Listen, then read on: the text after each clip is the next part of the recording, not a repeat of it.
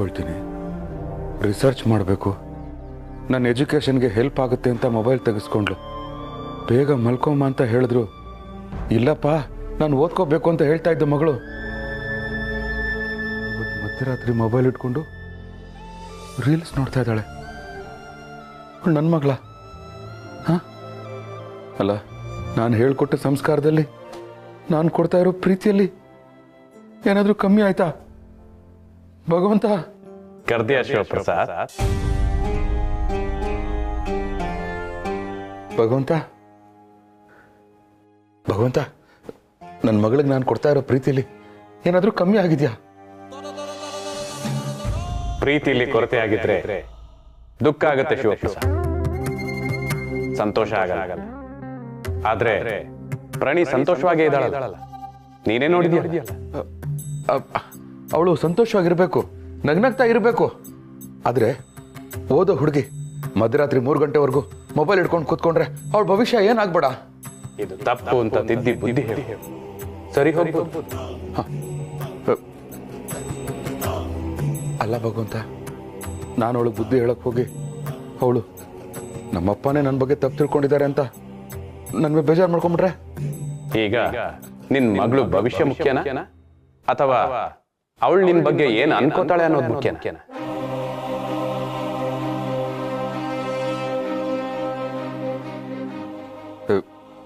ಇಲ್ಲ ಭಗವಂತ, ನಾನು ಕೆಟ್ಟಂದೆ ಅಂತ ಕರ್ಸ್ಕೊಂಡ್ರು ಪರವಾಗಿಲ್ಲ. ನನ್ನ ಮಗಳು ಚೆನ್ನಾಗಿರ್ಬೇಕು, ಅವಳು ಚೆನ್ನಾಗಿರ್ಬೇಕು ಅಂದ್ರೆ ಚೆನ್ನಾಗಿ ಓದಬೇಕು.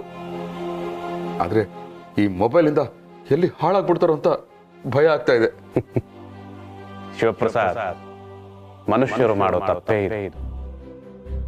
ಯಾರಿಂದಲೂ ಹಾಳಾಗ್ತಾರೆ ಅನ್ನೋದು ನಿಜಾನೇ. ಆದರೆ ತುಂಡು ಮಾಡೋ ಪ್ರಕ್ರಿಯೆಯಲ್ಲಿ ಕತ್ತರಿಯದ್ದು ಎಷ್ಟು ಪಾಲಿರುತ್ತೋ ಅಷ್ಟೇ ಪಾಲು ಕತ್ತರಿಸಲು ಬಿಡುವ ಬಟ್ಟೆಯದ್ದೂ ಇರುತ್ತೆ. ಅರ್ಥ ಆಗ್ಲಿಲ್ಲ ಭಗವಂತ. ನೀನೊಂದು ಹಾಳೆಯನ್ನು ಕತ್ತರಿಸೋದಿಕ್ಕೆ ಶ್ರಮ ಪಡಬೇಕಾಗಿಲ್ಲ, ಬಟ್ಟೆಯನ್ನು ಕತ್ತರಿಸೋದಿಕ್ಕೆ ಸ್ವಲ್ಪ ಶ್ರಮ ಪಡಬೇಕಾಗುತ್ತೆ. ಆದ್ರೆ ನಿನಗೆ ಎಷ್ಟೇ ಪ್ರಯತ್ನ ಪಟ್ಟರು ಕಬ್ಬಿಣದ ಸರಳನ್ನು ಕತ್ತರಿಯಿಂದ ಕತ್ತರಿಸಲು ಸಾಧ್ಯವಿಲ್ಲ.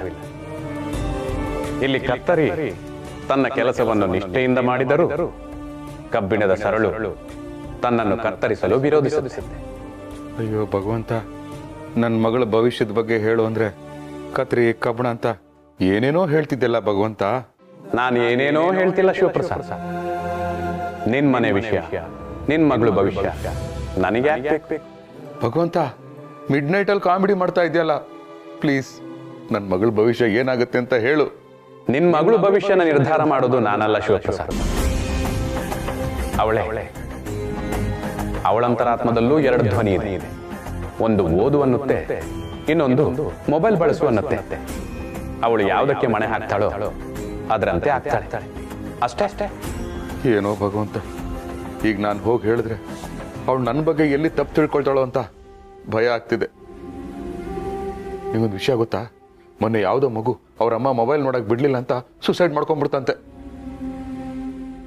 ಇಂಥ ವಿಷಯಗಳು ಹೆತ್ತವ್ರು ಕೇಳಿದ್ರೆ ಹೆದರಿಕೆ ಆಗಲ್ವಾ? ಸರಿ, ಹಾಗಾದ್ರೆ ಹೇಳ್ಬೇಡ ಶಿವಪ್ರಸಾದ್. ಹೇಳದೆ ಹೋದ್ರೆ ಅವ್ರ ಭವಿಷ್ಯನ ಹಾಳು ಮಾಡ್ಕೋತಾರೆ. ಅದನ್ನು ನಾವೇ ತಾನೇ ನೋಡ್ಬೇಕು. ಪ್ಲೀಸ್ ಭಗವಂತ, ಹೇಗೆ ಹೇಳ್ಬೇಕು ಅಂತ ನೀನೇ ಹೇಳ್ಕೊಡು ಭಗವಂತ, ಪ್ಲೀಸ್ ಭಗವಂತ.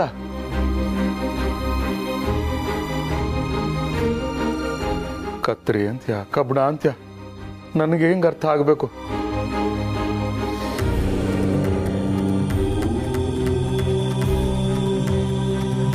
ಇಲ್ಲ, ನನ್ನ ಮಗಳು ಹಾಳಾಗೋದಕ್ಕೆ ನಾನು ಬಿಡಲ್ಲ. ಶಿವು, ಏನೋ ಮಾತಾಡಬೇಕು ಅಂತ ಕರ್ಕೊಂಬಂದು ಸುಮ್ಮನೆ ಇದೆಯಲ್ಲಪ್ಪ, ಏನು ಸಮಸ್ಯೆ ಹೇಳು. ಆಫೀಸ್ ಕೆಲಸದಲ್ಲಿ ಅಷ್ಟೇ ಅಲ್ಲ, ಜೀವನದಲ್ಲೂ ನೀವು ತುಂಬ ಎಕ್ಸ್ಪೀರಿಯನ್ಸ್ ಇರೋರು. ನಂದು ಸಮಸ್ಯೆನ ಸಂಕಟನ ಅಂತ ನನಗೆ ಅರ್ಥ ಆಗ್ತಾ ಇಲ್ಲ. ನನಗನ್ಸಿದ್ದನ್ನು ನಾನು ಹೇಳ್ತೀನಿ ಸರ್, ನಿಮಗೇನನ್ಸುತ್ತೋ ತಾವು ಅದನ್ನು ಹೇಳಬೇಕು. ಶಿವು, ನಿನ್ನ ಮಗಳ ಬಗ್ಗೆ ಏನಾದ್ರು ಕೇಳೋದಿತ್ತೇನಪ್ಪ? ಸರ್, ಏನು ಸರ್ ಅಷ್ಟು ಸುಲಭವಾಗಿ ಹೇಳ್ಬಿಟ್ರಿ? ನಾನು 2 ಹೆಣ್ಮಕ್ಳು ತಂದೆ ಕಣಪ್ಪ. ಒಬ್ಬ ಅಪ್ಪನ ಸಂಕಟ ಇನ್ನೊಬ್ಬ ಅಪ್ಪನಿಗೆ ಅರ್ಥ ಆಗೋದಲ್ವಾ? ಹೇಳು. ಸರ್, ಅದು ನಮ್ಮ ಪ್ರಣಿ ಗೊತ್ತಲ್ವಾ ನಿಮಗೆ? ಚಿಕ್ಕ ವಯಸ್ಸಾದರೂ ತುಂಬ ಪ್ರಬುದ್ಧತೆ ಇರೋ ಹುಡುಗಿ, ಒಳ್ಳೆ ಸಂಸ್ಕಾರ ಇರೋ ಹುಡುಗಿ. ಎಷ್ಟೋ ಸರಿ ಅವಳಿಗೆ ಅಷ್ಟೊಂದು ಒಳ್ಳೆ ಬುದ್ಧಿ ನಮ್ಮ ತಾಯಿಯಿಂದ ಬಂತ ಅಥವಾ ನನ್ನ ಹೆಂಡತಿಯಿಂದ ಬಂತ ಅಂತ ನನಗೆ ಆಶ್ಚರ್ಯ ಆಗ್ತಾ ಇರುತ್ತೆ. ಅಂತ ಒಳ್ಳೆ ಹೆಣ್ಮಗಳು. ನಮ್ಮ ಮನೇಲೂ ಅಷ್ಟೇ, ಅವಳಿಗೆ ಯಾವುದ್ರಲ್ಲೂ ಕಮ್ಮಿ ಮಾಡಿಲ್ಲ. ಇನ್ಫ್ಯಾಕ್ಟ್ ಅವಳು ಏನು ಕೇಳೋಕ್ ಮುಂಚೆನೆ ನಾನೇ ಅದನ್ನ ಅರ್ಥ ಮಾಡ್ಕೊಂಡು ಕೊಡಿಸ್ತೀನಿ. ಇರುವಾಗ ಮಕ್ಕಳ ಸ್ವಭಾವದಲ್ಲಿ ಇದ್ಕಿದಾಗೆ ಸ್ವಲ್ಪ ಏರ್ಪೇರಾದ್ರೂ ನಮ್ಗೊಂಥರ ಸಂಕಟ ಆಗುತ್ತಲ್ವ ಸರ್? ಅದಕ್ಕೆ ನಿನ್ನ ಸಂಕಟ ಅರ್ಥ ಆಯ್ತು ಶಿವು, ನಿನ್ನ ಸಮಸ್ಯೆನೂ ಅರ್ಥ ಆಯ್ತು. ಶಿವು, ನಾವು ಮಕ್ಕಳನ್ನ ಎಷ್ಟು ಪ್ರೀತಿ ಮಾಡ್ತೀವಿ, ಅವ್ರು ಏನು ಕೇಳಿದ್ರು ಕೊಡಿಸ್ತೀವಿ. ಆದರೆ ಅದ್ರ ಜೊತೆಗೆ ಅವ್ರ ಜೀವನದಲ್ಲಿ ಏನು ನಡೀತಾ ಇದೆ ಅಂತ ನಾವು ತಿಳ್ಕೊಬೇಕಪ್ಪ. ಅವ್ರು ಯಾವ ಸ್ನೇಹ ಮಾಡ್ತಿದ್ದಾರೆ ಅಂತ ನಮಗೆ ಗೊತ್ತಿರಬೇಕು. ಯಾಕೆಂದರೆ ಸ್ನೇಹನೇ ಬೇರೆ, ಸಹವಾಸನೇ ಬೇರೆ. ಸ್ನೇಹದಲ್ಲಿ ದೋಷ ಇಲ್ಲ, ಆದರೆ ಸಹವಾಸದಲ್ಲಿ ದೋಷನೂ ಇರುತ್ತೆ, ದ್ವೇಷನೂ ಇರುತ್ತೆ. ಮಕ್ಕಳು ಅಂತಾನೆ ಅಲ್ಲ, ದೊಡ್ಡೋರು ಕೆಡೋದಕ್ಕೂ ಸಹವಾಸನೇ ಕಾರಣ. ಅಂದರೆ ನಮ್ಮ ಪ್ರಣಿ ಸಹವಾಸ ಸರಿ ಇಲ್ಲ ಅಂತ ನಿಮ್ಮ ಮಾತಿನ ಅರ್ಥ? ಅದೂ ಕಾರಣ ಇರ್ಬೋದು. ನಮ್ಮ ಕಾಲದಲ್ಲಿ ಮನೆಯಲ್ಲಿ 7-8 ಮಕ್ಕಳಿರ್ತಾರೆ. ಅಕ್ಕಪಕ್ಕದವ್ರಿರಲಿ, ದೂರದಲ್ಲಿರೋ ಅಂಗಡಿಯವನು ಕೂಡ ಇವನು ಇಂಥವ್ರ ಮಗನೇ, ಇವಳು ಇಂಥವ್ರ ಮಗಳೇ ಅಂತ ಗೊತ್ತಿರ್ತಾ ಇತ್ತು. ನಮಗೆ ತಪ್ಪು ಮಾಡೋಕ್ಕೆ ಅವಕಾಶ ಸಿಕ್ಕಿದ್ರು ಎಲ್ಲಿ ಅಪ್ಪ ಅಮ್ಮನಿಗೆ ಗೊತ್ತಾಗತ್ತೋ ಅನ್ನೋ ಭಯದಿಂದ ನಾವು ತಪ್ಪು ಮಾಡ್ತಾ ಇದ್ವಿ. ಅದೇ ಕಾರಣ ಏನು ಗೊತ್ತಾ? ಅಪ್ಪ ಅಮ್ಮ ಹೊರಗೆ ಹೋಗುವಾಗ ಮಕ್ಕಳನ್ನು ಜೊತೆಲಿ ಕರ್ಕೊಂಡು ಹೋಗ್ತಾ ಇದ್ರು, ಮಕ್ಕಳು ಅವ್ರ ಜೊತೆ ಗುರುತಿಸ್ಕೋತಾ ಇದ್ರು. ಹೌದು ಸರ್. ಆದರೆ ಈಗ ಅಪ್ಪ ಅಮ್ಮ ಮಕ್ಕಳನ್ನ ಕರ್ಕೊಂಡು ಹೋಗೋದಿರಲಿ, ಅಪ್ಪ ಅಮ್ಮನೇ ಹೊರಗೆ ಹೋಗೋದಿಲ್ಲ. ಎಲ್ಲ ಆನ್ಲೈನಿಂದೇ ಬಿದ್ದಿದ್ದಾರೆ. ಮೊಬೈಲಲ್ಲಿ ನೋಡೋದು, ಆರ್ಡರ್ ಮಾಡೋದು. ಹೀಗಿರುವಾಗ ಹೊರಗಿನ ಪ್ರಪಂಚ, ಸಂಬಂಧಗಳು, ಇದ್ರ ಬೆಲೆ ಎಲ್ಲ ಹೆಂಗೆ ಗೊತ್ತಾಗುತ್ತೆ? ಅದಕ್ಕೆ ನಾನು ಏನು ಹೇಳ್ತೀನಿ ಅಂದರೆ, ಬರೀ ಮಕ್ಕಳ ತಪ್ಪು ಕಂಡುಹಿಡಿಯೋಕ್ಕೋಸ್ಕರ ಅಲ್ಲ, ಮಕ್ಕಳ ಸೇಫ್ಟಿಗೋಸ್ಕರನಾದರೂ ನಮ್ಮ ಮಕ್ಕಳು ಯಾರು ಅಂತ ನೆರೆಹೊರೆಯವರಿಗೆ ಗೊತ್ತಿರಬೇಕು. ಅಷ್ಟೇ ಅಲ್ಲ, ಮಕ್ಕಳ ಬಗ್ಗೆ ನಮಗೂ ಗೊತ್ತಿರಬೇಕು. ಅವ್ರು ಯಾರನ್ನು ಭೇಟಿ ಮಾಡ್ತಾರೆ, ಎಲ್ಲಿ ಹೋಗ್ತಾರೆ, ಯಾರ ಜೊತೆ ತಿರುಗ್ತಾರೆ, ಅವ್ರ ಸ್ನೇಹಿತರು ಯಾರು, ಆ ಸ್ನೇಹಿತರ ಅಪ್ಪ ಅಮ್ಮ ಯಾರು, ಅವ್ರು ಒಳ್ಳೆ ಜನನ, ಇವೆಲ್ಲ ತಿಳ್ಕೋಬೇಕು ಶಿವು.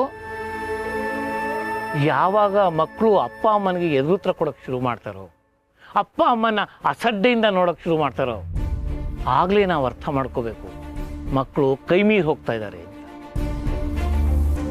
ಹಾಗಂತ ಮಕ್ಕಳನ್ನ ಗದರಬಾರ್ದು, ಅವ್ರನ್ನ ಪ್ರೀತಿಯಿಂದ ನಮ್ಮ ಹತ್ರ ಕರ್ಕೋಬೇಕು. ಮಕ್ಕಳು ನಮ್ಮ ಕಣ್ಗಾವಲಿನಲ್ಲಿದ್ರೇನೆ ಚಂದ. ಆದರೆ ಏನು ಮಾಡೋದು ಶಿವು, ಈ ಕಾಲದಲ್ಲಿ ಅಪ್ಪ ಅಮ್ಮನಿಂದ ಹಿಡಿದು ಮಕ್ಕಳವರೆಗೂ ಎಲ್ಲರೂ ಮೊಬೈಲ್ನಲ್ಲೇ ಮುಳುಗೋಗಿರ್ತಾರೆ. ಹೌದು ಸರ್, ಕರೆಕ್ಟಾಗಿ ಹೇಳಿದ್ರಿ. ಈ ಮೊಬೈಲ್ ಬಂದಮೇಲೆ ಎಲ್ಲ ಹಾಳಾಗಿರೋದು. Thank you so much sir. ಇವತ್ತಿಂದ ನೀವು ಹೇಳ್ದಾಗೆ ಮಾಡ್ತೀನಿ. ಗುಡ್, ಒಳ್ಳೆಯದಾಗಲಿ.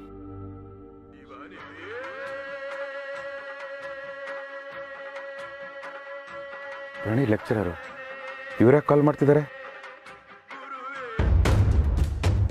ನಮಸ್ತೆ ಮೇಡಮ್. ಸರ್ ನಮಸ್ತೆ, ನಾನು ಪ್ರಣೀತ ಲೆಕ್ಚರರ್ ಮಾತಾಡ್ತಿರೋದು. ಪ್ರಣೀತನ ಬಗ್ಗೆ ನಿಮ್ಮ ಹತ್ರ ಸ್ವಲ್ಪ ಮಾತಾಡಬೇಕಿತ್ತು. ಮೇಡಮ್ ಏನಾಯ್ತು? ನಮ್ಮ ಪ್ರಣಿಗೆ ಏನಾಯ್ತು? ಗಾಬರಿ ಆಗಬೇಡಿ ಸರ್, ಅವಳ ಆಕ್ಟಿವಿಟೀಸ್ ಬಗ್ಗೆ ನಿಮ್ಮ ಹತ್ರ ರಿಪೋರ್ಟ್ ಮಾಡೋದಿತ್ತು. ಇತ್ತೀಚೆಗೆ ಅವಳು ಸ್ವಲ್ಪ ಬದಲಾಗಿದ್ದಾಳೆ ಅನ್ನಿಸ್ತಿದೆ. ಕಾಲೇಜಿಗೆ ಲೇಟಾಗಿ ಬರೋದು, ಆಬ್ಸೆಂಟ್ ಆಗೋದು, ಇದೆಲ್ಲ ಆಗ್ತಿದೆ. ಇತ್ತೀಚೆಗೆ ಟೆಸ್ಟ್ ರಿಪೋರ್ಟ್ ಕೂಡ ಡಲ್ ಆಗಿದೆ. 3 ಸಬ್ಜೆಕ್ಟಲ್ಲಿ ಅವಳು ಫೇಲ್ ಆಗಿದ್ದಾಳೆ. ಯಾಕೆ ಸರ್, ಮನೇಲಿ ಏನಾದರೂ ಸಮಸ್ಯೆ ಏನಾ? ಅಯ್ಯೋ ಮೇಡಮ್, ಹಾಗೆಲ್ಲ ಏನೂ ಇಲ್ಲ. ಯಾವ ಸಮಸ್ಯೆನೂ ಬರಬಾರ್ದು ಅಂತ ತಾನೆ ನಾವು ಹಗಲು ರಾತ್ರಿ ಕಷ್ಟಪಟ್ಟು ದುಡಿಯೋದು. ಹೀಗಿರುವಾಗ ಇದಕ್ಕಿದ್ದಾಗೆ ಈ ಥರ ಸುದ್ದಿ ಬಂದರೆ ನಮ್ಗೆಷ್ಟು ನೋವಾಗಲ್ಲ, ನೀವೇ ಹೇಳಿ. ನಮಗೂ ಶಾಕ್ ಆಯ್ತು ಸರ್. ಯಾರ ತಂಟೆಗೂ ಹೋಗದೆ ತಾನಾಯ್ತು, ತನ್ನ ಓದಾಯ್ತು ಅಂತ ರ್ಯಾಂಕ್ ಬರ್ತಿದ್ದ ಹುಡುಗಿ ಸಡನ್ ಆಗಿ ಈ ಮಟ್ಟಕ್ಕೆ ಬದಲಾಗಿದ್ದಾಳೆ ಅಂದರೆ ಮನೇಲಿ ಏನೋ ಸಮಸ್ಯೆ ಇದೆ ಅಂತ ಅನ್ನಿಸ್ತು. ಅದಕ್ಕೆ ಫೋನ್ ಮಾಡಿದೆ. ಅದೇನೇ ಸಮಸ್ಯೆ ಇದ್ರೂ ಆದಷ್ಟು ಬೇಗ ಬಗೆಹರಿಸ್ಕೊಳ್ಳಿ ಸರ್. ಆಯಿತು ಮೇಡಮ್, ಅದೇನು ಅಂತ ನಾನು ನೋಡ್ತೀನಿ. Thank you. ಅಯ್ಯೋ ಭಗವಂತ, ನಾನಿಷ್ಟೆಲ್ಲ ಕಷ್ಟಪಡ್ತಾ ಇರೋದೆ ನಮ್ಮ ಮಕ್ಕಳ ಜೀವನಕ್ಕೋಸ್ಕರ. ಅವರೇ ಹಾದಿ ತಪ್ಪಿಟ್ರೆ ನಾನೇನು ಮಾಡಲಿ?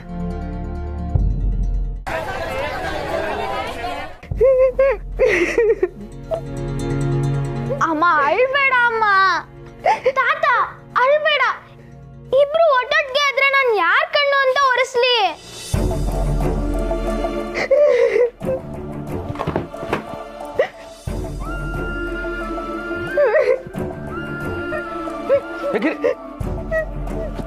ಏಯ್ ಇದೇನಿದು ಇಬ್ರು ಒಟ್ಟೊಟ್ಟಿಗೆ ಹೇಳ್ತಾ ಇದ್ದೀರಾ ಏನಾಯ್ತು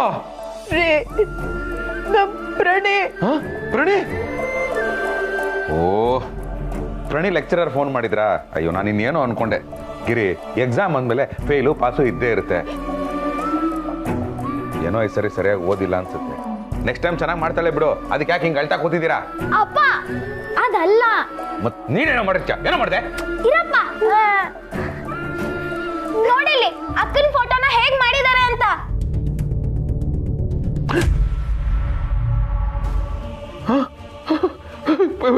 ಪ್ರಣಿ ಪ್ರಣಿ ಪ್ರಣೀಗೇನು ಆಗಿಲ್ಲ ಯಾರೋ ಕಿಡಿಗೇಡಿಗಳು ಮಾಡಿರೋ ಕೆಲಸ ಇದು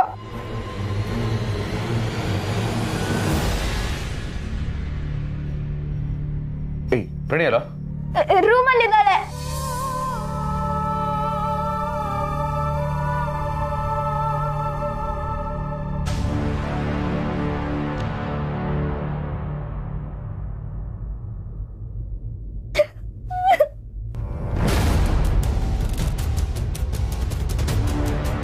ಪ್ರಣಿ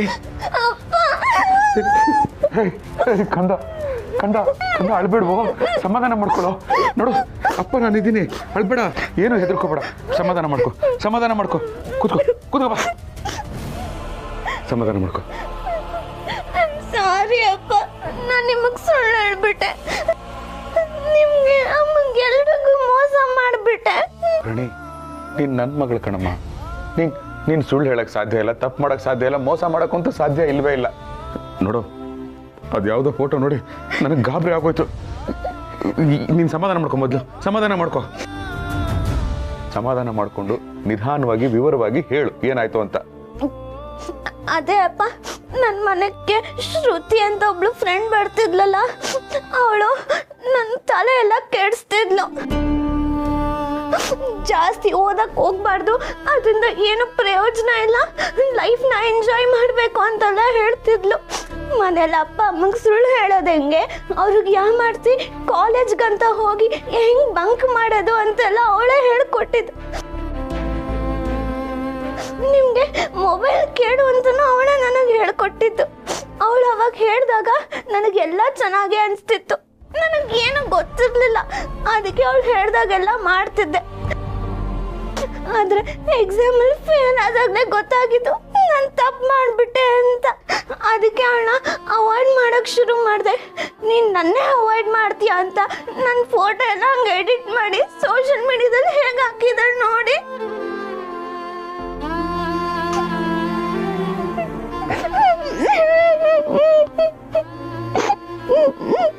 ಸಮಾಧಾನ ಮಾಡ್ಕೊ ಅಳ್ಬೇಡ ಸುಮ್ಮನೆ ಇರೋ ನೋಡು ಇದ್ರಲ್ಲಿ ನಿಂದ ಏನು ತಪ್ಪಿಲ್ಲ ಹೋಗ್ಲಿ ಬಿಡು ಹಾಗಿದ್ದಾಗೋಯ್ತು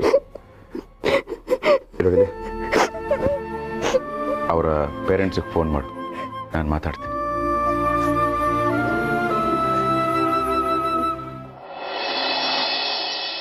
ಫೋನ್ ಮಾಡಿ ಬರಕ್ಕೆ ಹೇಳಿದ್ರಲ್ಲ ಏನು ವಿಷಯ ಇಷ್ಟೆಲ್ಲ ಆಗಿದೆ ವಿಷಯನೂ ನಿಮಗೆ ಗೊತ್ತು ತಿರ್ಗಾ ಏನು ಕರೆದಿದ್ದು ವಿಷಯ ಅಂತ ಹೇಳ್ತಾರಲ್ಲ ಇದು ನ್ಯಾಯನಮ್ಮ ಅವ್ರು ಇನ್ನೂ ಕಾಲೇಜ್ ಮೆಟ್ಲು ಹತ್ತುತ್ತಿರೋ ಪುಟ್ಟ ಮಕ್ಕಳು ಏನೋ ತಮಾಷೆಗೆ ಮಾಡಿರ್ತಾರೆ ಅದಕ್ಕೆ ನೀವು ದೊಡ್ಡವರೆಲ್ಲ ಇಂಟರ್ಫಿಯರ್ ಆಗಿ ಒಳ್ಳೆ ಇನ್ವೆಸ್ಟಿಗೇಷನ್ ಮಾಡೋ ಥರ ಕೂತಿದ್ದೀರಲ್ಲ ನಿಮ್ಮ ಬುದ್ಧಿಗೆ ಏನು ಹೇಳಬೇಕು ಏನಮ್ಮ ಪ್ರಾಣಿ ನನ್ನ ಮಗಳ ಹೆಸರು ಪ್ರಾಣಿ ಅಲ್ಲ ಪ್ರಣಿ.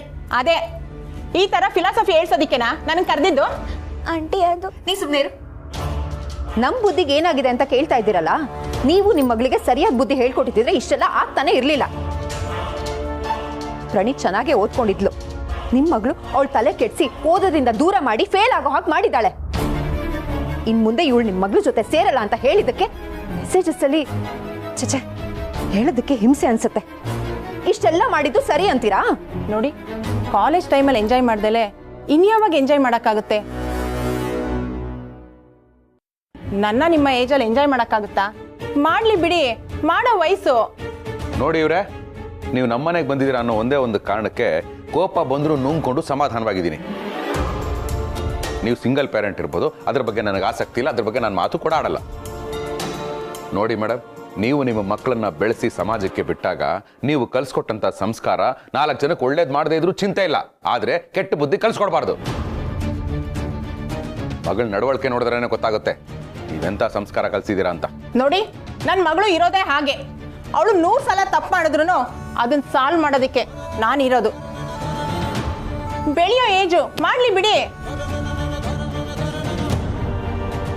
ಇದು ಅತಿಯಾಚೆ ಯಾಕೋ. ಮನೇಲಿ ಹೆಣ್ಣು ಮಕ್ಕಳು ಹುಟ್ಟಿದ ತಕ್ಷಣನೇ ಆ ಮಗು ಜೊತೆ ಅವ್ರ ಅಪ್ಪ ಅಮ್ಮನ ಮನಸ್ಸಲ್ಲೂ ಭಯ ಹೆಚ್ಚಾಗ್ತಾ ಇರುತ್ತೆ. ಮಗು ದೊಡ್ಡದಾಗ್ತಾ ಆಗ್ತಾ ಭಯ ಅನ್ನೋದು ದೊಡ್ಡದಾಗ್ತಾ ಇರುತ್ತೆ. ಸರಿಯಾಗಿ ಹೇಳಿದ್ರಿ ಮಾವ. ಮನೆ ಮಗಳು ಮನೆಯಿಂದ ಆಚೆ ಹೋಗಿ ವಾಪಸ್ ಬರೋವರೆಗೂ ಹೆತ್ತವರು ಜೀವನ ಕೈಯಲ್ಲಿ ಹಿಡ್ಕೊಂಡು ಕಾಯ್ತಿರ್ತಾರೆ. ಇದು ನಿಮಗೂ ಗೊತ್ತು ಅಂತ ಅನ್ಕೋತೀನಿ. ಈ ಥರ ಎಲ್ಲ ಮಾತಾಡ್ತಿದ್ದೀರಾ ಅಂದ್ರೆ ಛೇ, ಆ ಭಗವಂತ ಮೆಚ್ತಾನಾ? ನೋಡಿ, ನನ್ನ ಮಗಳಿಂದ ನಿಮಗೆ ತೊಂದರೆ ಆಗುತ್ತೆ ಅಂದರೆ ನಿಮ್ಮ ಮಗಳನ್ನ ಬೇರೆ ಕಾಲೇಜಿಗೆ ಸೇರಿಸಿ.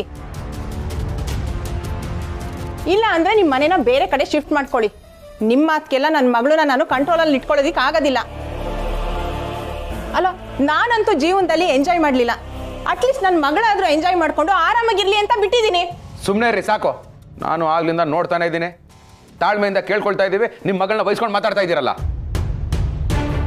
ನಿಮ್ಮ ಮಗಳು ನಮ್ಮ ಮಗಳನ್ನ ಹಾಳು ಮಾಡ್ತಾ ಇದ್ರೆ ನೋಡ್ಕೊಂಡು ಸುಮ್ಮನೆ ಇರ್ಬೇಕಾ ನಾವು? ನಿಮ್ಮ ಮಗಳನ್ನ ಹದ್ಬಸ್ತಲ್ಲಿ ಇಟ್ಕೊಳ್ಳೋದು ನಿಮ್ಮ ಕರ್ತವ್ಯ. ನೋಡಿಮ್ಮ, ನಿಮ್ಮ ಮಗಳು ಹೇಗೆ ಬೆಳೆದ್ರು ನಿಮಗೆ ನಡಿಬಹುದು, ಆದರೆ ನಮಗೆ ಹಾಗಲ್ಲ. ನಮಗೆ ನಮ್ಮ ಮಕ್ಕಳೇ ಆಸ್ತಿ. ಇದೇ ಕೊನೆ.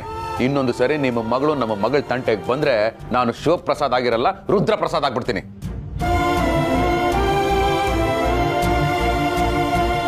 ತಾವಿನ್ ಹೊಡ್ಬೋದು.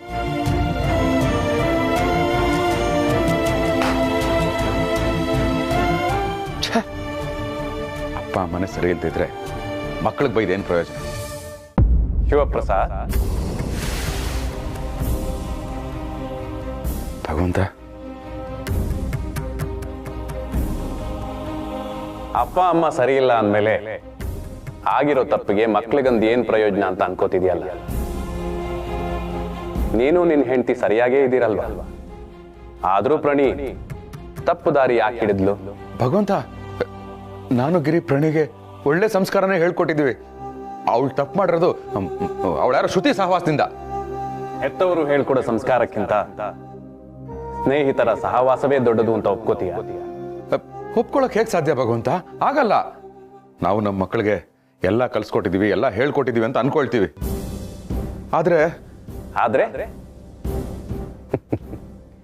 ಶಿವಪ್ರಸಾದ್, ಮಕ್ಕಳು ತಪ್ಪು ಮಾಡೋದಕ್ಕೆ ಹೆತ್ತವರು ಮಾತ್ರ ಕಾರಣರಲ್ಲ. ಇದಕ್ಕೆ ನೀವೇ ಉದಾಹರಣೆ. ಪ್ರಣಿಗೆ ಉತ್ತಮ ಸಂಸ್ಕಾರ, ಉತ್ತಮ ವಿದ್ಯೆ ಕೊಟ್ಟರೂ ಕೂಡ ಆಕೆಯ ಮನಸ್ಸು ಹೊಸತನಕ್ಕೆ ಹಾತೊರೆದು ಹೊರ ಜಗತ್ತನ್ನು ನೋಡುವ ಕುತೂಹಲ ಹೆಚ್ಚಾಯ್ತು. ಆ ಕುತೂಹಲವೇ ಇದೆಲ್ಲ ತಪ್ಪಿಗೆ ಕಾರಣ. ಹಾಗಾದ್ರೆ ಮಕ್ಕಳಿಗೆ ಕುತೂಹಲ ಇರಬಾರ್ದ ಭಗವಂತ? ಕುತೂಹಲ ಜ್ಞಾನದಲ್ಲಿರಬೇಕು. ಅದನ್ನು ದಾಟಿದರೆ ಮಗಳಿಗೆ ವಾಹನವನ್ನು ಚಲಾಯಿಸುವ ಆಸೆ. ಆ ಆಸೆಯನ್ನು ಹೆತ್ತವರು ನಿರಾಕರಿಸಿದಾಗ, ಹೊರಗಿನ ವ್ಯಕ್ತಿ ಮಗಳ ಕೈಗೆ ವಾಹನವನ್ನು ಕೊಟ್ಟಾಗ, ಆ ಕ್ಷಣದಲ್ಲಿ ಆಕೆ ಹೆತ್ತವರಿಗಿಂತ ಆ ಹೊರ ವ್ಯಕ್ತಿಯನ್ನೇ ನಂಬುತ್ತಾಳೆ. ಇದಕ್ಕೆ ಏನ್ ಮಾಡ್ಬೇಕು ಭಗವಂತ? ಮಕ್ಕಳಿಗೆ ಸಹಜವಾಗಿ ಬರುವ ಕುತೂಹಲ, ಆಸೆಗಳನ್ನು ಮೊದಲೇ ತಿಳಿದುಕೊಂಡು ಅದನ್ನು ಹೆತ್ತವರೇ ಪರಿಚಯಿಸಬೇಕು. ಆಗ ಮಕ್ಕಳ ಹೊರ ಜಗತ್ತಿನ ಪ್ರವೇಶ ಕಡಿಮೆಯಾಗಬಹುದು. ಮಕ್ಕಳು ಬೆಳೆದು ಸ್ವತಂತ್ರವಾಗಿ ಬದುಕನ್ನು ಕಟ್ಟಿಕೊಳ್ಳುವವರೆಗೂ ಅವರು ನಿಮ್ಮ ಕಣ್ಗಾವಲಲ್ಲೇ ಇರಬೇಕು. ನೂರಾರು ಕೈಗಳು ತಪ್ಪು ಹೆಜ್ಜೆ ಇಡುವಂತೆ ಒತ್ತಾಯ ಮಾಡಿದರೂ ಯಾವ ಹೆಜ್ಜೆ ಇಡಬೇಕೆನ್ನುವ ನಿರ್ಧಾರ ಮಕ್ಕಳದ್ದೇ ಆಗಿರಬೇಕು. ಆ ಬುದ್ಧಿಯನ್ನು ನೀವೇ ಹೇಳಿಕೊಡಬೇಕು. ಹೆತ್ತವರ ಸಂಸ್ಕಾರ ಕೆಲಸ ಮಾಡುವುದು ಅರ್ಧದಷ್ಟೇ. ಅದನ್ನು ಪಾಲಿಸುವ ಕಾರ್ಯ ಮಕ್ಕಳದ್ದೇ ಅಲ್ಲವೇ? ನನ್ನ ಮಗ ಈಗ ಎಲ್ಲಿದ್ದಾನೆ, ಏನ್ ಮಾಡ್ತಿದ್ದಾನೆ, ಅವನು ಯಾರೊಂದಿಗಿದ್ದಾನೆ, ಅವನ ಸ್ನೇಹಿತರು ಯಾರು, ನಿಕಟವರ್ತಿಗಳು ಯಾರು, ಅವರ ಹಿನ್ನೆಲೆ ಏನು, ಅವರ ಪೋಷಕರು ಯಾರು, ಇದೆಲ್ಲ ಕನಿಷ್ಠ ಮಾಹಿತಿಗಳು ಎಲ್ಲಾ ತಂದೆ ತಾಯಂದಿರಿಗೂ ತಿಳಿದಿರಬೇಕು. ಅಷ್ಟೊಂದು ಕಟ್ನೆಟ್ ಮಾಡಿದ್ರೆ ಪಾಪ ಅವ್ರಿಗೂ ಪ್ರೈವಸಿ ಇರುತ್ತಲ್ವಾ ಭಗವಂತ? ನಿಮ್ಮ ಮನೆಯಂಗಳದಲ್ಲಿ ಬೀಜ ಮೊಳಕೆಯೊಡೆಯುವುದು ಸಸಿಯಾಗುವ ಸಂದರ್ಭದಲ್ಲಿ ಅದು ಖಾಸಗಿತನವನ್ನು ಬಯಸಿ ಯಾರನ್ನು ಹತ್ತಿರ ಬಿಟ್ಟುಕೊಳ್ಳದಿದ್ದರೆ ಅದರ ಆರೈಕೆ ಮಾಡುವುದು ಹೇಗೆ? ಈ ಖಾಸಗಿತನ ಅವರ ಬೆಳವಣಿಗೆಯ ಕೊನೆಯ ಹಂತದವರೆಗೂ ಇಲ್ಲದಿದ್ದರೂ ಬೆಳೆದು ಫಲ ಕೊಡುವವರೆಗಾದರೂ ಇರಬೇಕು.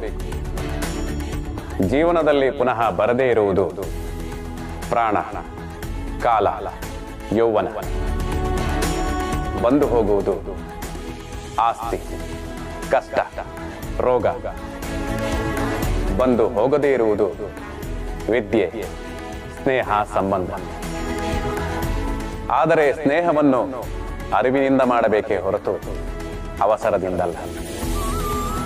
ಸಹವಾಸ ಶಕ್ತಿಯಾಗಬೇಕೇ ಹೊರತು ದೋಷವಾಗಬಾರದು ಶಿವಪ್ರಸಾದ್.